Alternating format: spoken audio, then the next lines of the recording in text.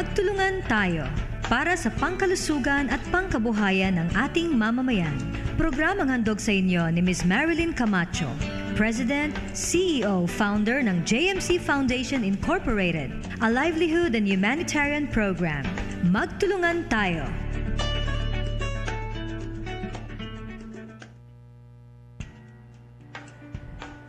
Magandang tanghali po sa kanila. Ito na naman po ako, si Marilyn Camacho, ang President, CEO, Founder ng JMC Foundations Incorporated.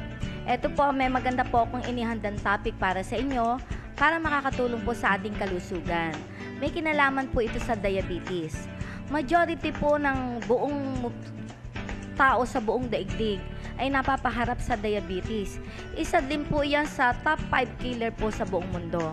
Kaya nga po ito ang naisipan ko na pangalawang i-topic sa inyo para makatulong po sa ating kalusugan. Pero bago po isimula ng diabetes, kailangan malaman po muna natin yung ating normal na paraan ng pagkain. Dahil may kinalaman po ang diabetes sa ating pong pagkain din naman. Unang-una, ganito po ito. Sa ating po pang araw-araw na pagkain, lahat po ng ating kinakain sa pang-araw-araw, ito dinadigest sa ating bituka. At pagpunta po ito sa ating bituka, meron po tinatawag na lapay. Yun po ang pancreas sa English. Ang pancreas po, malapit po ito sa small intestine. Pag pumasok po yung ating kinakain, tinutunaw po ito. At pagpasok po ito sa small intestine, ang pinakabuka na po ng lapay natin na andun po sa small intestine. Kaya once na pumasok na po sa small intestine, tunaw na po yon. At pagka nakapasok na po ito doon, yung lapay po nagbibigay ng signal sa loob. Meron po itong tinatawag na beta cells. Nagbibigay po ito ng signal na maglabas na siya ng insulin. Pero bago po mangyari yon, ano po ba ang trabaho ng lapay? Ang lapay po kasi o pancreas sa English, ang trabaho po nito hindi lamang po nagbibigay ng insulin at glucagon, kundi na tumutulong din to sa digestion ng ating kinakain. 90% po ng inilalabas po ng lapay, may enzyme po itong nilalabas para po sa pagtunaw sa ating kinakain. At isa po sa kino-convert niya yung carbohydrates. Yung carbohydrates na nanggagaling po sa ating kanin, yung mga starchy food, tinapay, bread, lahat po ng mga may harina na flour or kanin, yung mga tipo po may carbohydrate food, yun po ang isa sa kino-convert niya po na ginagawa niyang sugar. At isang simple sugar na kino-convert niya, yung tinatawag na glucose. So, ang trabaho po ng pancreas o lapay, yan po ang 90% ng enzyme po noon, siya po ang tumutulong sa pagtunaw. Pero 10% po nito ay ginagamit naman niya po sa pagbabalanse ng ating sugar sa ating dugo. At naglalabas po siya ng hormone sa beta cell na ang tawag po dito ay insulin. Dalawa pong nilalabas niya sa 10% noon, insulin at glucagon. Ngayon, paano po ito nakakatulong? Unang-una, ang insulin po, ginagamit po yan para magbalanse ng blood sugar po natin. So, once na natunaw po yung pagkain, dinigest na po niya, kinonvert sa simple sugar, yung tinatawag na glucose, papasok po yan sa ating dugo.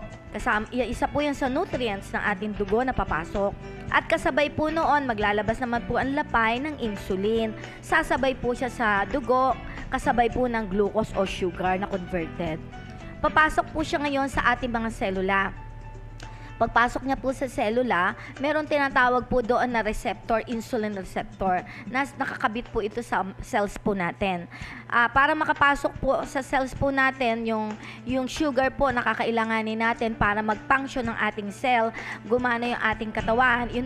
Kasi ang sugar po kasi yun ang parang pinakagasolina natin para mag-function po yung ating katawan. Para kung ano man ang i-repair doon, magbigay ng lakas sa ating nutrients, yung sugar po ang pinakagasolina natin. So, ang mangyayari, ang pinakasusi po para mabuksan ang insulin receptor po sa ating cells, yun mismo pong insulin. Siya ang pinakasusi.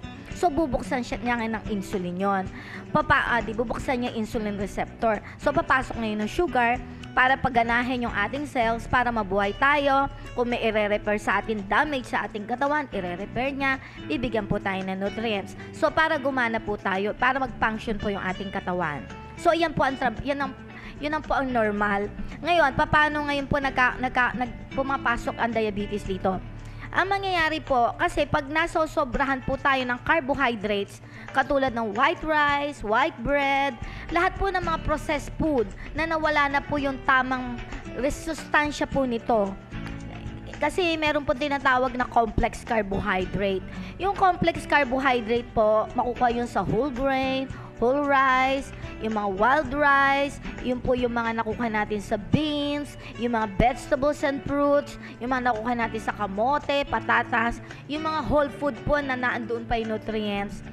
Pag yun ay pinrocess po, nabibili natin mga white rice na white flour. Ito po ay hindi nakakabuti sa ating kalusugan kasi mas mataas po ang sugar content po sa dugo pag process na. Pero pag hindi po siya process, ang kagandahan po nito, mababa po ang glucose nito sa ating dugo. Kaya hindi po tataas ang sugar po natin. Kasi meron po kasi dalawang diabetes na sinasabi. Yung po diabetes 1, type 1 diabetes at type 2 diabetes.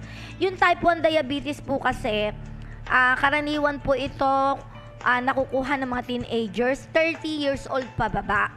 Karaniwan po ito sa mga children at mga teenagers. Ang type 1 diabetes po, karaniwan, nasisira po yung pancreas, yung lapay.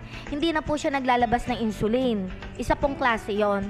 O yung isa naman po, naglalabas man siya ng insulin, pero kakunti lang insulin, hindi sapat para mas matugunan yung pagpasok po ng glucose sa ating muscle cells. Kaya kulang yung insulin, hindi po makakapasok ngayon sa muscle cell. Yun po ang part ng type 1 diabetes. Kaya yun po, nangangailangan ng insulin na ini-inject para yung insulin na yun ang tutulong na in-inject sa type 1 diabetes para makapasok po sa cells para gumana po ang ating body parts. Yun po ang isang klase ng diabetes. Kasi po, yung diabetes, meaning, lumalampas po kayo sa blood sugar.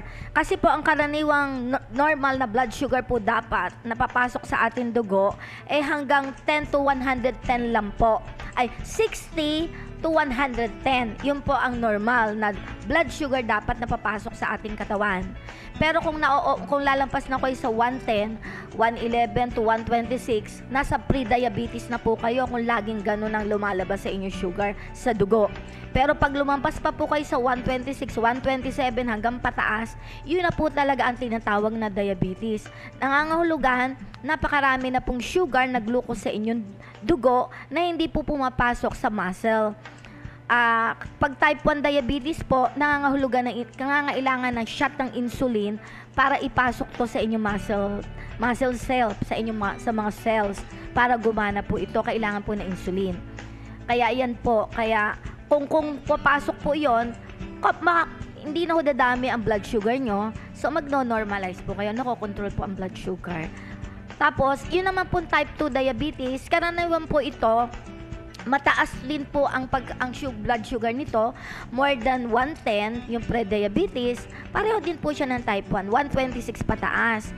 Kung yun po ang type 2 diabetes, kaya lang ho ito, nakukuha natin pag 40 years old pataas.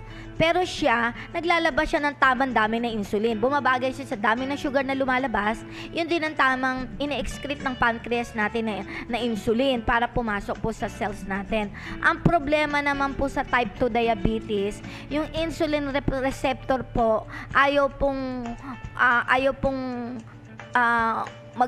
hindi siya bumukas, nagre-resist po siya, lumalaban po siya sa insulin. Ayaw niya magbukas. Hindi niya tinatanggap yung insulin na susi para buksan po ang cells natin. Kaya hindi rin makapasok yung glucose sa loob ng cells natin para gumana po siya. So, ang sugar ngayon nasa dugo po natin. Kaya yan po ang type 2 diabetes. Kaya ang tendency, pag mataas po ang sugar natin sa blood, ilalabas po natin yun sa ihi. Kaya mapapansin nyo po, karamihan ng diabetic, ihi po ng ihi.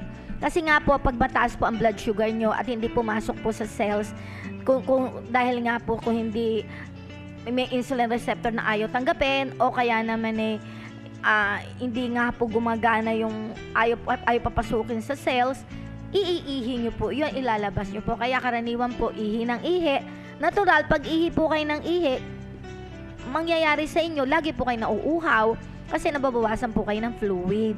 Yan po ang karaniwan may diabetes at palagi kayo nagugutom at lagi kayo nanlalambot. Kasi nga po ang dahilan, pag wala pong pumapasok na glucose sa ating cells, siyempre natural, wala po tayong fuel. Kaya ang nangyayari po, nalalambot po tayo. Tired, hungry. Kasi nga po, walang pumapasok sa cells. Yun po kasi ang pinakapagkain ng cells natin para gumana. Hindi po siya makapasok. Tapos, sa type 1 diabetes naman po, ang problema, pag natural, pag wala pong fuel na pumapasok, yung fat cells po niya sa loob, yun ang kino-convert sa energy. Kaya mapapansin nyo, karamihan ng type 1 diabetes po na meron, pumapayat po. Payat.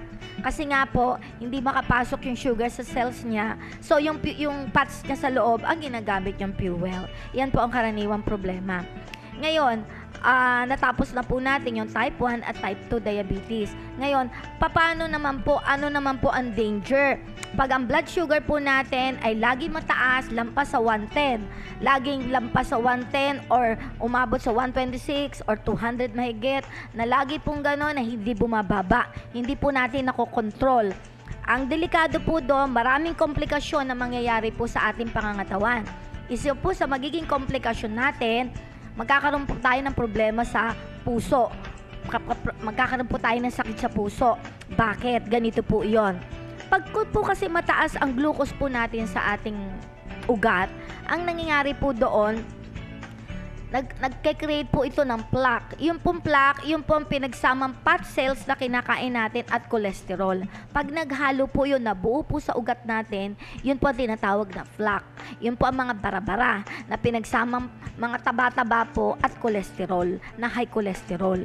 Kaya yun po ang bumabara sa ating mga ugat. Lalo kung bumara po ito sa ugat natin sa puso. Kaya kung dumami po yung bara na yon, yung ugat ng plaque na yon na pinaghalong fat cells at cholesterol, ang epekto, magkakaroon po tayo ng heart attack. Kaya yung dahilan kung bakit yung iba, bumigay na lang, namatay po. Hindi lang po yon.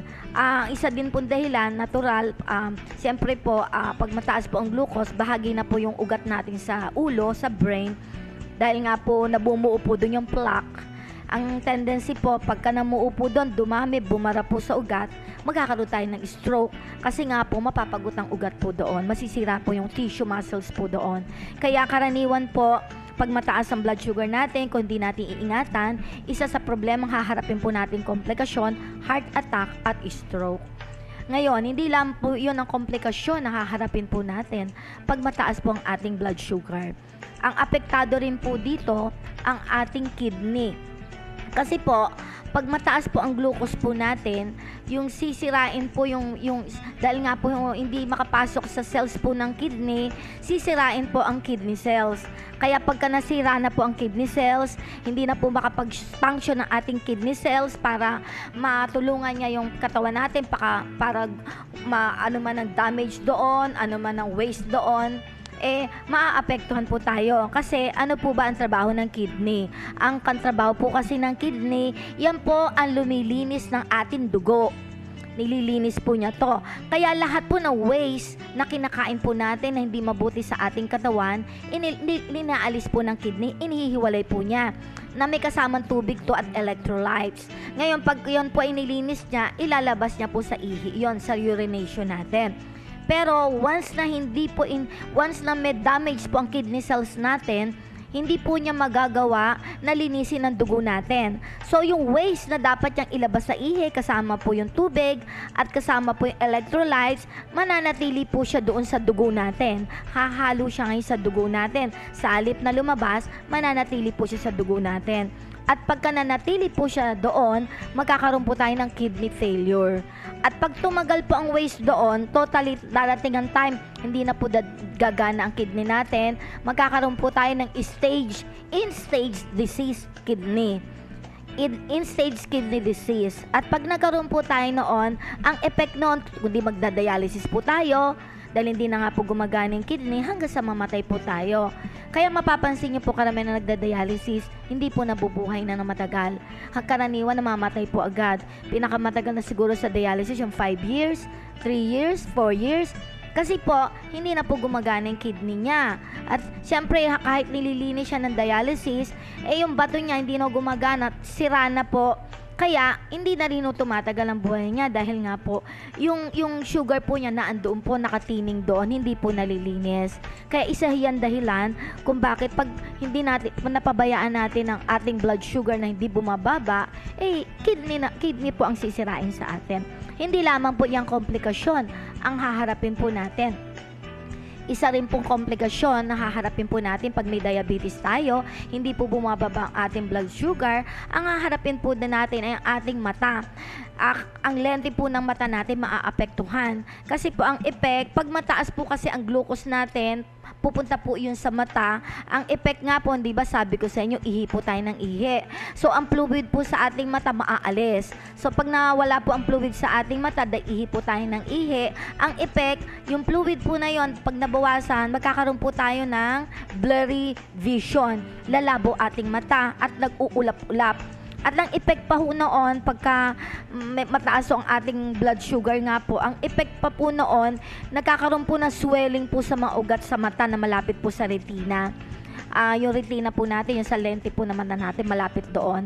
So, pagka namaga po yun, ang tendency pa nung pwedeng pumutok. Hindi po kasi makakuha ng nutrients, hindi masyado makadaloy ng dugo. Una-una, may mga bumabarang fat cells.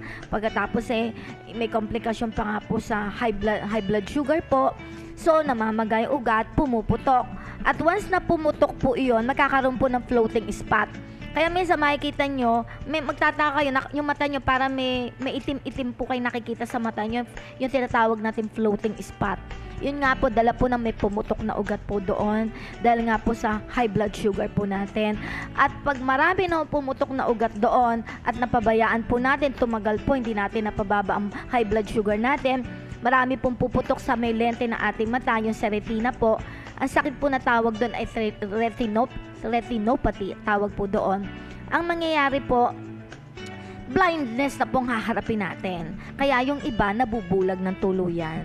Kaya iyan po ang haharapin natin pag napabayaan po natin ang high blood sugar, yung ating diabetes. Hindi lang po iyon. Isa rin po sa komplikasyon na haharapin po natin yung ating mga nerve. Mapapansin nyo po, karamihan po ng mga diabetes, namamanhid yung paa, namamanhid yung kamay, hindi po makaramdam.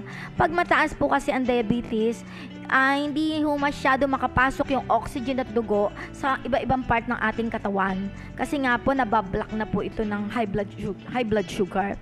Kaya ang effect, yung mga senses po natin, hindi na makapasok yung dugo doon sa ating paa, hindi na tayo makaramdam. Kaya ang tendency pag nasugat po tayo, nababawasan na yung white blood cells doon, hindi kasi makarating doon, nababara na po. So, yung wala na siyang masyadong pamatay ng bakterya para maghilo masugat pag may nasugat na may diabetes.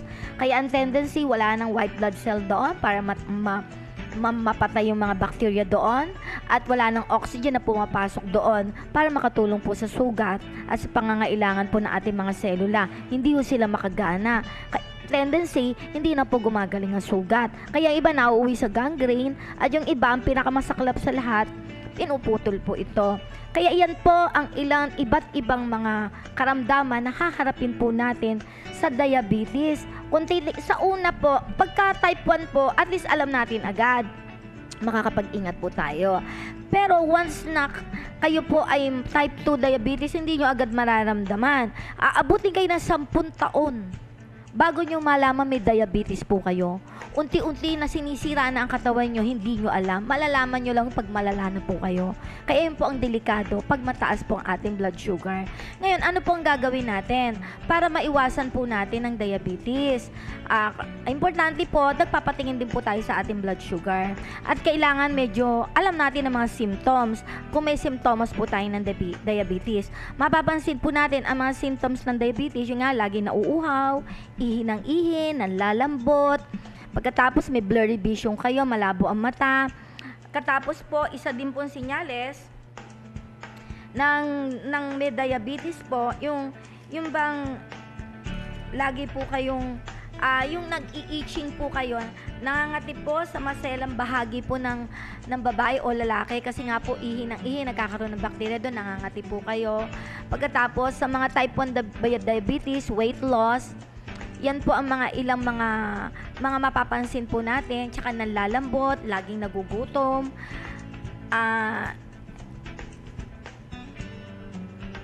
Tapos, kaya importante po sa atin na tapos yung mga sugat na hindi po gumagaling. Kaya pag napapansin nyo, mga sinyalis po yan ng may diabetes na kayo. Mapapansin nyo, bakit hindi gumagaling ang sugat ko? Ang tagal gumaling. At saka may mga pananakit na mga kalamnan natin. Nananakit po yung ibang part ng ating katawan, yung arm, yung legs, yung ating kamay, yung paa. Yan, mga sinyalis po yan ng diabetes. At lagi kayong ihi ng ihi. Na hindi naman kayo nagiinom, bakit ihi kayo ng ihi? Kaya marami yan po ang mga sinyalis ng diabetes. Ngayon, paano po natin makokontrol yung mga diabetes po na yan? Ano ang dapat natin gawin? Importante nga po, katulad ng binanggit ko po sa inyo, kailangan po, kung type 1 diabetes po kayo, kailangan po talaga insulin shot. Pero kung di naman po kayo, kung kayo type 2 diabetes po, kahit hindi na ho kayo mag-insulin, pwede naman. May paraan, basta ang importante lang ho, kailangan maingat kayo sa pagkain. At importante po ang moderate exercise. Ang moderate exercise po kasi nakakatulong para bumaba ang blood pressure, bumaba ang cholesterol ninyo, at bumaba ang diabetes ninyo. Ang moderate exercise, brisk walking lang po, mabilis na. Yung paglakad lang po, okay na po yun.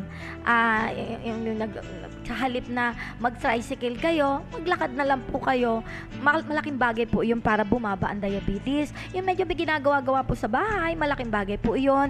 Yung pagtaas-taas sa hagdan, ay sa halip na iaasa nyo po sa elevator, makakatulong po na malaki yon. At importante po yung pagkain po natin. Kailangan po, iiwas po kayo sa lahat ng processed food, lahat ng mga white bread, white rice, yung mga nabibili po natin mga processed food. Sumentro po kayo sa mga complex carbohydrate. Katulad halimbawa ng mga kamoteng kahoy, kamote, yung mga beans, yung po mga whole grain, katulad po ng mga brown rice, black rice. Hanggat maaari, iwas po kayo sa lahat ng white. Yung mga white sugar, pwede po yung coconut sugar. Kasi po ang coconut sugar, kung gusto niyo mag-sugar, yun po ay mababa ang glucose noon at gamot din po sa diabetes ang coconut. Pwede po iyon. Tapos, importante po, sumentro po kayo sa prutas at gulay. Maraming prutas at gulay po kayo. Ang karne, paminsan-minsan lang po, patikim-tikim na lang po kayo, lalo kung may diabetes kayo.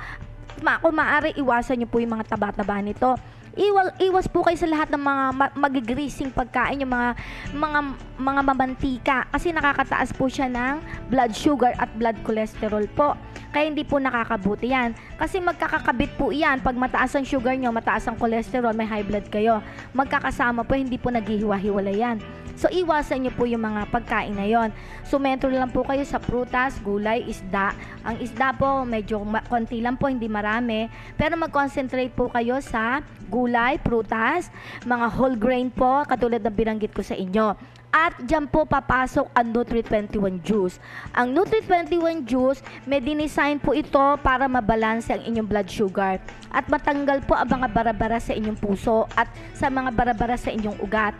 At tutulong din po ito sa inyong kidney para po yung mga, tulad ng binanggit ko po sa inyo, yung mga kidney cells nyo na hindi na gumagana, tutulungan po kayo para i-repair po yon. Yung mga waste na hindi matanggal sa inyong kidney, tutulungan po yon para ma-detox nyo po yon, para gumana po inyong kidney.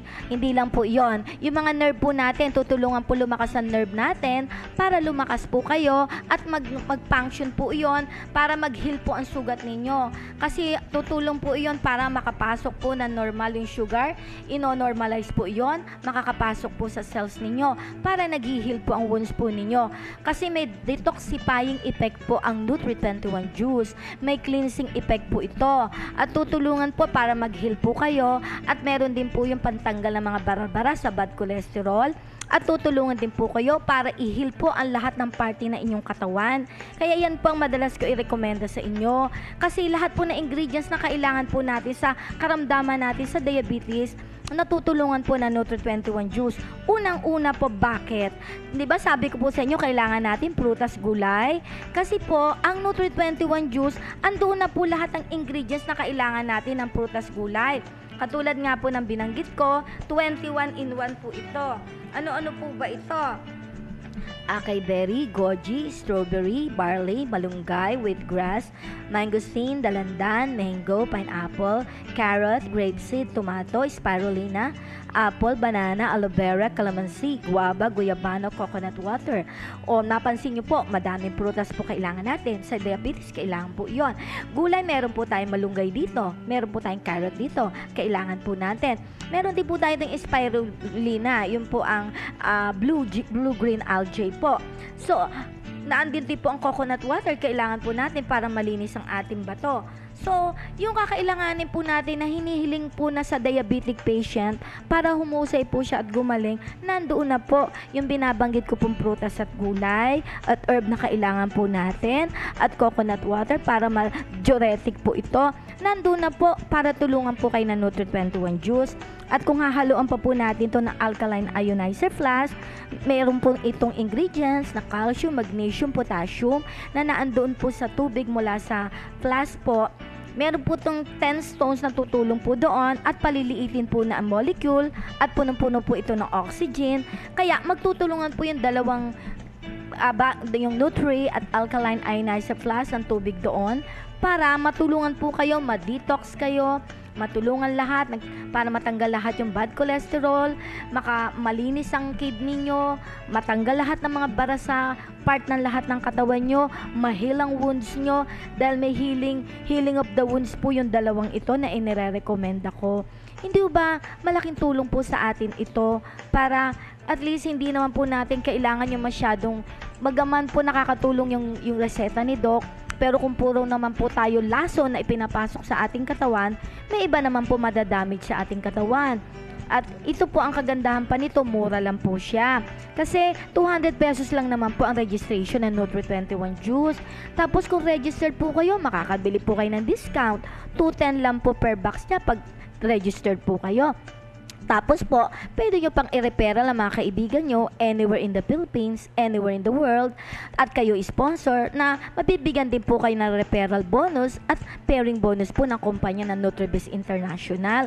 Kaya, kung nakatulong na ho sa health ninyo, nakatulong pa ho sa financial ninyo, at ako naman po, matutulungan nyo din po ako makaipon para makabili po tayo ng Nutri. At kung magka-interest kayo sa Alkaline at Hexagon Water Torsion 606, makakaipon din po ako para maitulong po natin lahat yung income na yon sa mga kapatid po natin, ng mga kababayan natin na mahihirap na matitindi din po ang karamdaman na walang pambilit. Kaya inaanyayahan ko po kayo lahat. Sana kung interesado po kayo, makipag-ugnay po kayo sa akin kung interesado kayo sa Nutri-21 juice, kung interesado kayo sa alkaline ionizer flask. Ang akin pong telepono ay dito sa local sa Philippines, ang telepono ko po ay 047-237-6575 047-237-6575. Nakalimutan ko nga pala po, yung smoking, masama din po sa diabetes kasi po nananarrow po niya yung ugat nyo at nagkakos ng high blood pressure. At kung hindi nyo po tatanggalin ng smoking, mati-trigger po ito para sa heart attack, stroke, at kidney failure. Kaya masama din po kung makakapag-quit po kayo na smoke at alcohol, makakatulong po ito dahil nakaka-trigger po ng diabetes to para lumala po ang karamdaman. Nakalimutan ko pa, pinaalala ko.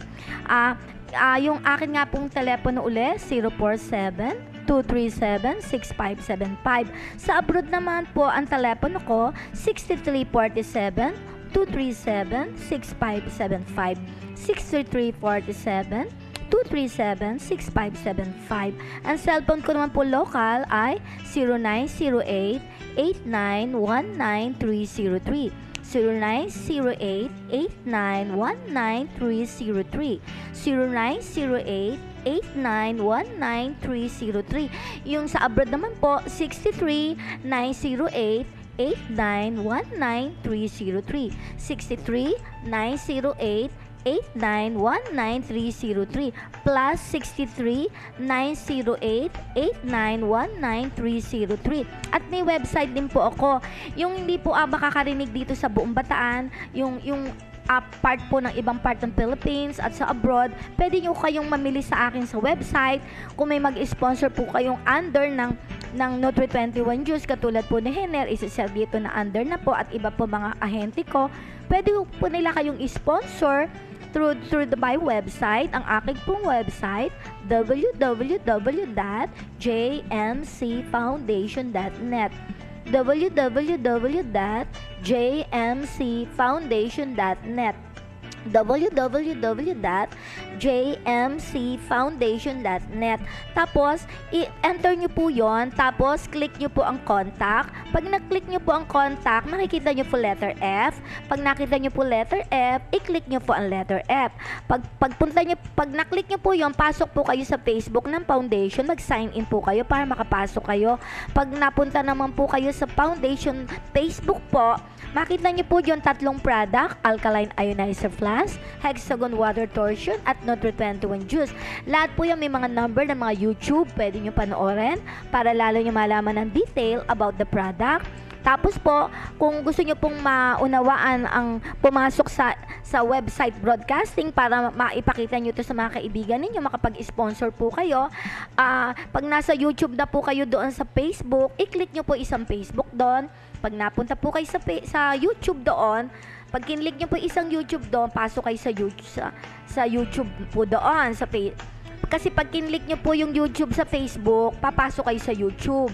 Pagpasok nyo po sa YouTube, may makikita po kayo sa ilalim nakasulat, http www.Ustream TV Channel Smile Radio 98.3 FM. I-click nyo po yon. Papasok kayo ngayon sa TV channel ng Smile Radio 98.3. Ngayon po, pwede nyo ako mapanood live sa TV channel. Pero pag hindi naman, sa kanan po noon, may nakalagay sa taas na video. I-click nyo po ang video. Pag na-click nyo po yon, i-click nyo po ang magtulungan tayo. Doon, naka-replay po lahat ng sinasabi ko about hypertension, about katulad ngayon diabetes, i-replay po namin yan. 1 week mapapanood nyo po yan. In the future, i-YouTube din po namin po yan para lahat po naman na network nyo po worldwide, pwede po nila mapanood yung replay ng aking mga product. Pagkatapos, invite nyo po sila sa website. Katulad po ng mga ahente ko rito, katulad nila Henner and other group, iba-ibang ahente ko po. Pwede po nila kayong i-sponsor. Banggitin nyo lang po ang mga pangalan nila para ma-sponsor po nila kayo. I-fill up nyo po application sa contact, yung ordering form po natin. Tapos, i-sponsor yung mga katulad po nila. Pwede nyo pong banggitin ang mga pangalan po nila, yung mga registered na under ng mga ahente ko sa NutriBiz International, yung under ng foundation ng mga under po sa akin, ay pwede po nila kayo sponsor pag nakausap niyo po sila. Tapos sa malalayong lugar, yung mga kakilala nila po, nyari makakilala nila sa ibang part ng Philippines and abroad, ilagay yung mga pangalan nila as sponsor. Tapos, kung Metrobank po kayo na nagbayad sa local, i-email nyo po sa akin yung bank account nyo, yung confirmation receipt po ng bangko. Ibigay nyo yung complete name, address, product, and amount. Para sa ganon, alam ko na kayo ang nagbayad, bank confirmation yon. Sa abroad, pwede nyo rin pong gawin yun kasi hindi po gumagana yung PayPal ko. Kaya, pwede nyo through direct local po. Basta may email nyo lang po yung bank receipt confirmation. Tapos, sa mga barrio naman po sa malalayong lugar, may smart padala. I-email, mag-message na lang po kayo sa akin yung pangalan nyo, address, complete name, tapos yung reference number na smart padala, tapos yung amount and product, fill up ng ordering form, sabihin ng sponsor kung sino. Tapos sa PayPal po, isasabihin ko na lang sa inyo later kung pwede na. Pero Metrobank local muna at smart padala muna ang pwede po. Tapos lahat ng bonuses po at pagkita, pwede nyo rin tignan sa website. Ano po ang mga privilege sa referral bonus and pairing bonus. Lahat pong ito, pwede nyo pong tignan sa aking website. Kaya inaanyayahan ko po kayo, magtulungan po tayo para natulungan tayo sa health, matulungan po kayo sa financial, at matulungan naman natin kawawa natin mga may karamdaman mga kababayan. Salamat po sa inyong pagtunghay ngayon sa akin, sa matimyas niyong pakikinig. Ako'y nagpapasalamat. Maraming salamat. May Jehovah God bless you. Ito po si Marilyn Camacho. Thank you.